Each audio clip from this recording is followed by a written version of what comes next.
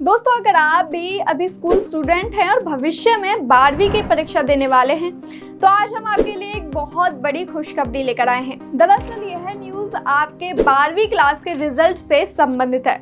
आपको बता दें कि सरकार ने अब 12वीं बोर्ड परीक्षा में कुछ महत्वपूर्ण बदलाव कर दिए हैं, जिससे सीधे तौर पर स्टूडेंट्स को फायदा मिलने वाला है। क्या है वे बदलाव जानेंगे आज की इस वीडियो में, तो बने रहिए हमारे साथ। दोस्तों, 12th बोर्ड एग्जाम पैटर्न पूरी तरह से बदलने की तैयारी चल रही है। एनसीईआरटी की समिति परख ने एजुकेशन मिनिस्ट्री को एक रिपोर्ट सौंपी है, जिसमें क्लास 9 से लेकर 12 तक सबके नंबर जोड़कर 12वीं कक्षा का फाइनल रिजल्ट बनाने की बात कही गई है। आइए अब जानते हैं कि इस रिपोर्ट में क्या सिफारिशें की गई हैं। एनसीईआरटी की इकाई परख ने शिक्षा मंत्रालय को एक रिपोर्ट सौंपी है। इसमें सभी स्कूल बोर्ड परीक्षाओं में मूल्यांकन प्रक्रिया एक समान करने के उपाय सुझाए गए हैं। इसमें कहा गया है कि 12वीं बोर्ड के फाइनल मार्क्स में 9वीं, 10वीं और 11वीं कक्षा के प्रदर्शन को भी शामिल किया जाना चाहिए। इन सभी क्लासेस में बच्चों की परफॉर्मेंस उनके एग्जाम्स और क्लास के काम दोनों को ध्यान में रखकर तय होगा।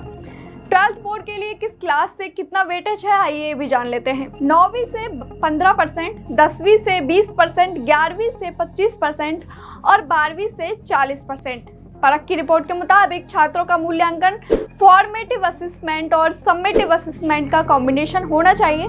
इस रिपोर्ट में सुझाव दिया गया है कि क्लास 9th में फाइनल मार्क्स का 70% फॉर्मेटिव असेसमेंट और 30% समेटिव असेसमेंट से लिया जाएगा। 10th क्लास में ये 50-50% वेटेज पर हो। क्लास 11th के लिए अनुपात क्रम से 40% और 60% होगा। 12th क्लास में फॉर्मेटिव असेसमेंट का वेटेज घटकर 30% रह जाएगा और फाइनल मार्क्स का योग 70% समेटिव असेसमेंट पर आधारित होगा। परख ने अपनी सिफारिशों में यह भी सुझाव दिया है कि आकलन क्रेडिट के संदर्भ में हो, यानी एक छात्र 9वीं और 10वीं कक्षा में 40-40 क्रेडिट और 11वीं और 12वीं कक्षा में 44-44 क्रेडिट स्कोर कर सकता है।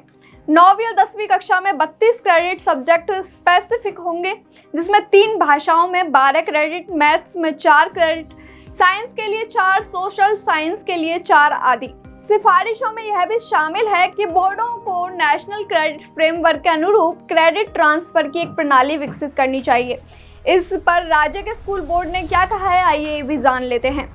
इंडियन एक्सप्रेस की रिपोर्ट के अनुसार इस रिपोर्ट को सभी स्कूल बोर्डों के साथ उनके फीडबैक के लिए शेयर किया गया है। पिछले सप्ताह हरियाणा, महाराष्ट्र, मध्य प्रदेश, राजस्थान, उत्तराखंड, उत्तर प्रदेश और बिहार के अधिकारियों के साथ पहले दौर की चर्चा हुई थी। बताया जा रहा है कि इस बैठक में राज्यों ने कक्षावार प्रदर्शन को शामिल करने के लिए एक अलग दृष्टिकोण का तर्क दिया है। तो दोस्तों, इस पर आपकी क्या राय है, हमें कमेंट सेक्शन में ज़रूर बताएं।